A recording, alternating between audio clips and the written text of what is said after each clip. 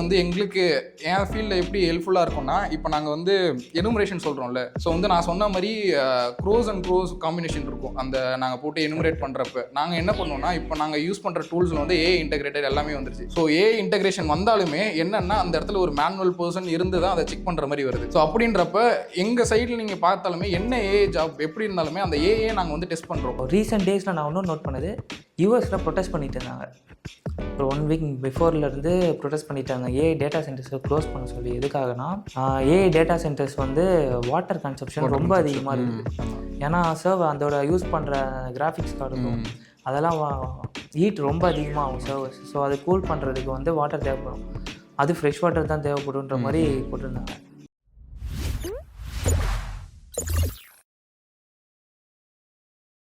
இப்போ ஏஐனால IT jobs வந்து எவ்வளோ செக்யூர், என்னென்ன ஜாப்ஸ் வந்து செக்யூர்ன்றதை பற்றி அதை தான் பேச போகிறோன்ற பட்சத்தில், ஸோ ஆஸ் அ டெவலப்பர் நான் வந்து சைபர் செக்யூரிட்டி ப்ரொஃபஷனல், நீங்கள் வந்து ஒரு டெவலப்மெண்ட் ப்ரொஃபஷனல். ஸோ வந்து நீங்கள் ஒரு SDLC software development life cycle உள்ள நீங்கள் வந்து செக்யூர் எஸ்டிஎல்சியை நீங்கள் எப்படி மாற்றுவீங்க? ஐ மீன் ஏதாவது ஐடியா இருக்கா? நீங்கள் செக்யூர்ன்றது எதை மீன் பண்ணுறீங்க?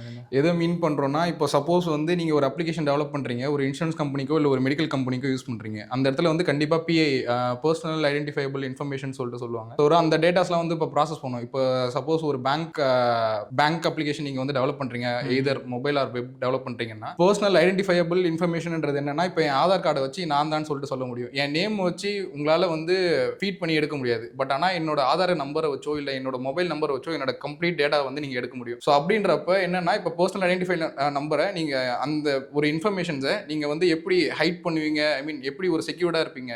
எப்படி சொல்ல வரேன்னா, இப்போ நம்ம அப்ளிகேஷனில் மொபைல் ஃபோன்லேயே வந்து இப்போ நம்ம கிரெடிட் கார்டு போட போகிறோம்னா லாஸ்ட் 4 டிஜிட் தான் வரும். ஸோ ஃபர்ஸ்ட் இருக்க டோட்டல் அந்த 12 டிஜிட்டில் ஃபர்ஸ்ட் இருக்கிற 8 டிஜிட் வந்து என்ன பண்ணிருப்பாங்கன்னா மாஸ்க் பண்ணிருப்பாங்க. சப்போஸ் அந்த ஆஸ்ட்ரேவோ இல்லை ஒரு ஸ்டாரோ யூஸ் பண்ணி மாஸ்க் பண்ணிருப்பாங்க. ஸோ அப்படின்றப்ப அந்த லாஸ்ட் 4 டிஜிட்டை வச்சு நம்மளால இது பண்ண முடியாது. ஸோ சப்போஸ் நான் எனுமரேட் பண்ணி மீதி இருக்கிற 8 டிஜிட்டை எடுக்கணும்னாலுமே காம்பினேஷன் ஆல்மோஸ்ட் லைக் க்ரோஸ் கிட்ட போகும். அப்படின்றப்ப உங்கள் அப்ளிகேஷன் லெவலில் நீங்கள் வந்து இப்போ அந்த ஒரு ஃபீல்டை மட்டும் நீங்கள் டெவலப் பண்ணுறப்ப நீங்கள் இதை செக்யூரிட்டி பாய்ச்சரை நீங்கள் வந்து உங்கள் மைண்டில் வச்சிருந்து நீங்கள் எடுப்பீங்களா இல்லை டெவலப் பண்ணுவீங்களா அப்ளிகேஷனை? இல்லை ஸோ உங்கள் தாட்ஃபுல்னஸ் அந்த இடத்துல என்னவா இருக்கும்? ஸோ கிளைண்ட் ரெக்குயர்மெண்ட்டை தாண்டி இந்த ப்ராசஸ் தான் உங்களுக்கு வந்து நீங்கள் மூவ் பண்ண போறீங்கன்றப்போ செக்யூரிட்டி ப்ராசஸ் பற்றி நீங்கள் எப்படி செக்யூரிட்டி பாயிண்ட் ஆஃப் வியூலேருந்து பார்த்தோம் அப்படின்னா, மெயினாக வந்து பேக் எண்ட்லேருந்து தான் நீங்கள் இது பண்ணுற மாதிரி இருக்கும். அதாவது நிறையா அல்காரிதம் ரன் பண்ணுற மாதிரி இருக்கும். உங்களுக்கு நிறையா ஹேஷ் பண்ணி ரன் பண்ணுற மாதிரி இருக்கும். நீங்கள் சொன்ன மாதிரி காம்பினேஷன்னா, இப்போ ஒரு ஹேக்கர்ஸே வந்து அந்த நம்பர்ஸை ஸ்டீல் பண்ணணும்னு நினைக்கிறாங்க அப்படின்னா,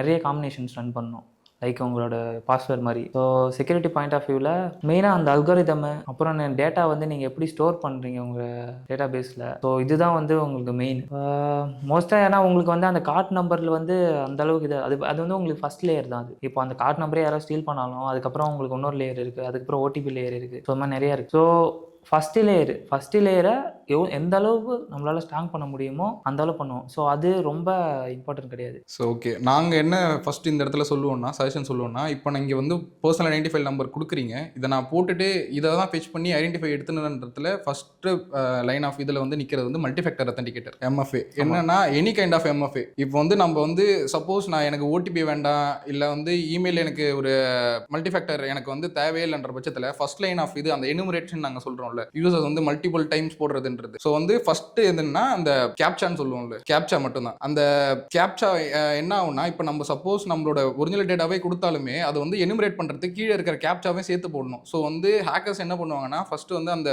இன்புட் ஃபீல்ட் நம்ம என்ன இன்புட் ஃபீல்ட் கொடுக்குறோமோ அதை மட்டும் தான் எனுமரேட் பண்ணுறாங்க தவிர்த்து, பட் ஆனால் கீழே கேப்சா என்ன ஆகும்னா, சில அப்ளிகேஷன்ஸில் வந்து ஒரு தடவை invalid user name or password வரப்பையும் கேப்சா வந்து ஆட்டோ ரெஃப்ரெஷ் ஆகிட்டே இருக்கும். ஸோ வந்து இதுதான் வந்து நாங்கள் ஃபர்ஸ்ட் லைன் ஆஃப் இது கொடுப்போம். அதே மாதிரி சப்போஸ் அந்த கேப்சா எங்களால் இது பண்ண முடிஞ்சாலுமே நீங்கள் வந்து டேட்டா பேஸில் என்ன என்கிரிப்ஷன் யூஸ் பண்ணுறீங்கன்றது மோஸ்ட் செக்யூரிட்டி இப்போ இருக்கிறதுன்னு பார்த்தீங்கன்னா SHA-256, அப்புறம் வந்து SHA-512. அதே மாதிரி நாங்கள் எந்த ப்ரிஃபர் பண்ண மாட்டோம்னா MD1 பிக்ரிப்ட் வந்து நாங்கள் ப்ரிஃபர் பண்ண மாட்டோம். ஸோ வந்து SHA-256 SHA-50ன்றது வந்து டேட்டா பேஸில் ஸ்டோர் பண்ணுறப்பே, அந்த பர்சனல் நம்பரை ஸ்டோர் பண்ணுறப்பே வந்து இந்த அளவுக்கு ப்ராசஸ் பண்ணி ஸ்டோர் பண்ண நாங்கள் வந்து சஜஷன் கொடுப்போம் டெவலப்பர்ஸ். ஸோ வந்து இது ஃபர்ஸ்ட் லைன்ன்ற மாதிரி பார்க்குறோம். ஸோ இந்த இடத்துல வந்து ஏஐ வந்து எங்களுக்கு என் ஃபீல்டில் எப்படி ஹெல்ப்ஃபுல்லாக இருக்கும்னா, இப்போ நாங்கள் வந்து எனுமரேஷன் சொல்கிறோம்ல. ஸோ வந்து நான் சொன்ன மாதிரி க்ரோஸ் அண்ட் க்ரோஸ் காம்பினேஷன் இருக்கும் அந்த நாங்கள் போட்டு எனுமரேட் பண்ணுறப்ப. நாங்கள் என்ன பண்ணோம்னா, இப்போ நாங்கள் யூஸ் பண்ணுற டூல்ஸில் வந்து ஏஐ இன்டெகிரேட்டட் எல்லாமே வந்துருச்சு. ஸோ ஏஐ இன்டெகிரேஷன் வந்தாலுமே என்னன்னா அந்த இடத்துல ஒரு மேனுவல் பர்சன் இருந்து தான் அதை செக் பண்ணுற மாதிரி வருது. ஸோ அப்படின்றப்ப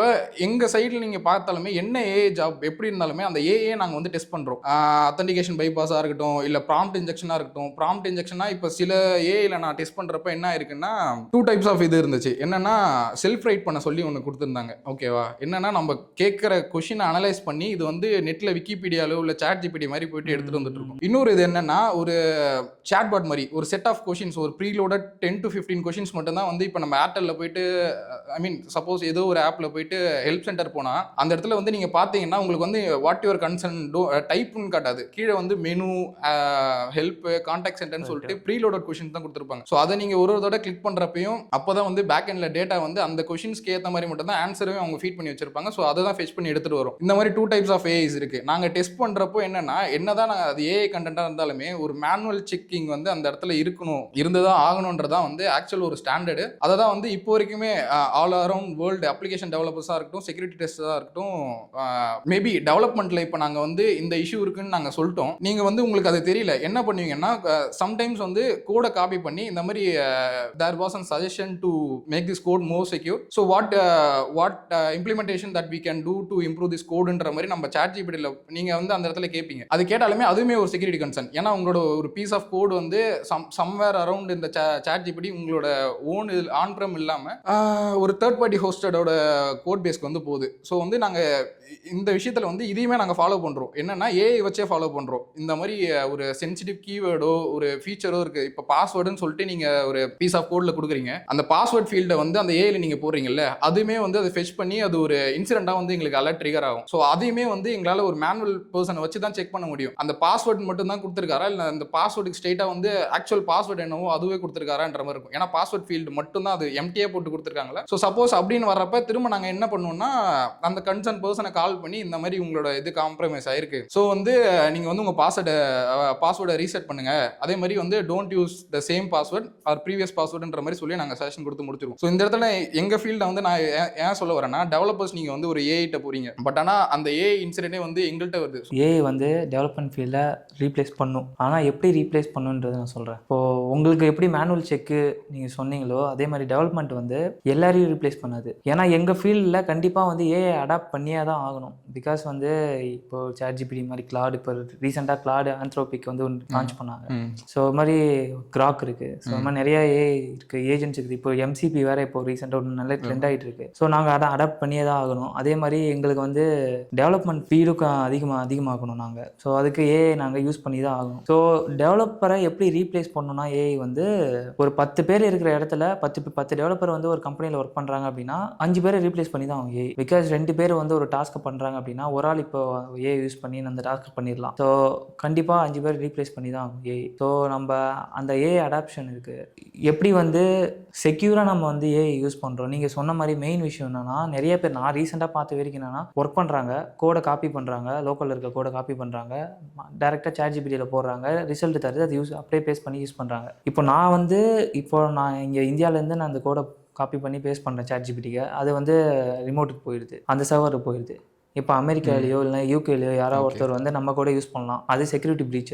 அது உங்கள் cyber security point of view வந்து பார்த்தீங்கன்னா அது வந்து ஒரு இதுதான். அதே மாதிரி இது என்டர்பிரைஸ் லெவலில் வந்து யாராவது ஒரு அப்ளிகேஷன் டெவலப் பண்ணுறாங்க அப்படின்ற பட்சத்தில் இது ரொம்ப அஃபெக்ட் பண்ணும். இது அதே மாதிரி பாஸ்வேர்டையும் அப்படியே வந்து பாஸ்வேர்டு வச்சுருப்பாங்க, அப்படியே யூசர் நேம் பாஸ்வேர்டையும் ப்ரீச் ஆகும். ஸோ அதுக்கு நிறைய ஆல்டர்னேட்டிவ் வந்து லோக்கலாகவே இருக்குது. அந்த ஹக்கிங் ஃபேஸ் ஏஐ அது மாதிரி நிறையா ஓப்பன் சோர்ஸ் ஏஐ இருக்குது. நம்ம சிஸ்டமில் கிளாட் கூட நம்ம லோக்கலில் இன்ஸ்டால் பண்ணிவிட்டு இது பண்ணுறாங்க.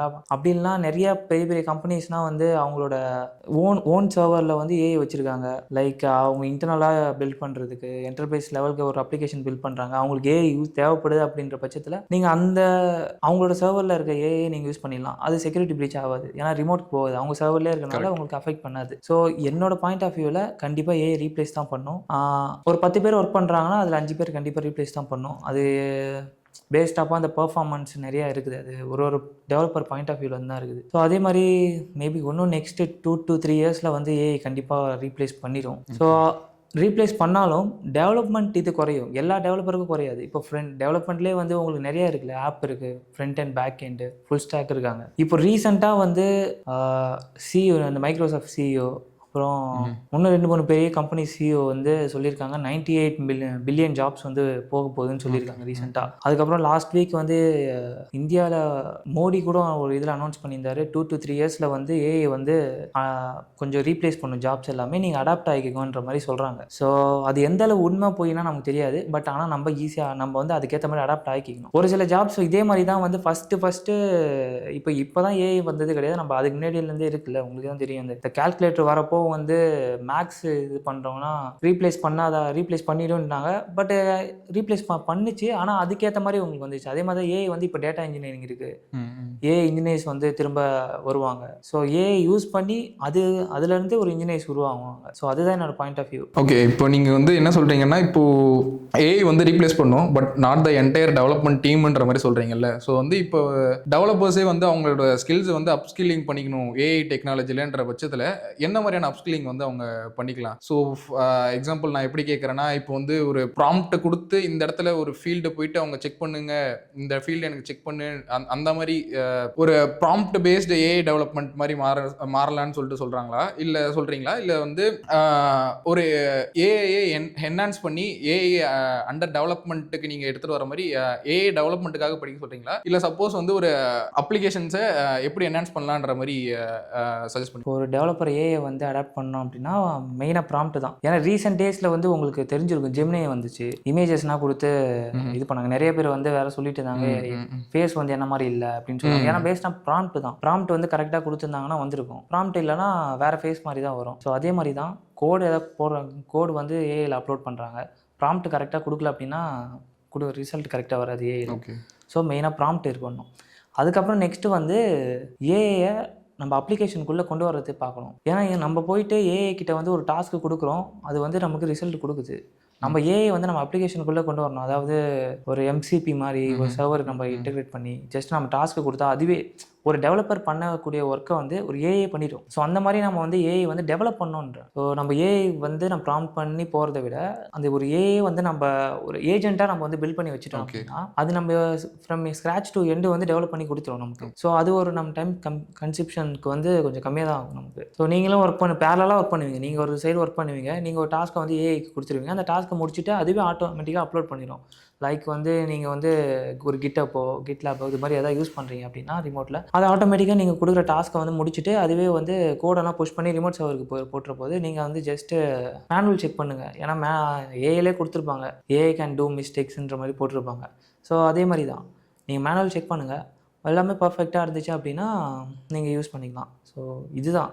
ஏன்னா ஏஐ கூட நிறைய ஹாலுசினேஷன் நடக்குது இப்போ ரீசெண்டாக. இப்போ ஜென்ஏஐ கூட இப்போ வந்து ரிசர்ச்சில் தான் போயிட்டுருக்குது. ஸோ ஹாலுசினேஷன், ஏன்னா அதுவே வந்து ஒரு நம்ம ப்ராம்ப்ட் கரெக்டாக இல்லைன்னா அதுவே ஒன்று இது நினச்சிக்குது, இந்த மாதிரி தப்பாக எதாவது நினச்சிக்கிட்டு கோடை அது அசம்ஷன் பண்ணி ஏதாவது ஒன்று ரிசல்ட் கொடுக்குது. மேனுவல் செக் கண்டிப்பாக எங்களுக்கு தேவைப்படும். நீங்கள் சொன்ன மாதிரி தான் உங்கள் ஃபீல்டுக்கு எப்படி வந்து ஒரு மேனுவல் செக் இருக்குதோ அதே மாதிரி எங்களுக்கும் மேனுவல் செக் பண்ணிட்டு தான் அடுத்த ஸ்டேஜ்க்கு போகிற மாதிரி இருக்கும். ஸோ இப்போது ஏஐ வந்து இன்னொன்று வந்து டேட்டா சென்டர்ஸு. இப்போது இன்னொன்று என்னென்னா, இப்போது ரீசெண்ட் டேஸில் நான் இன்னொன்று நோட் பண்ணது, யூஎஸில் ப்ரொட்டஸ்ட் பண்ணிட்டு இருந்தாங்க.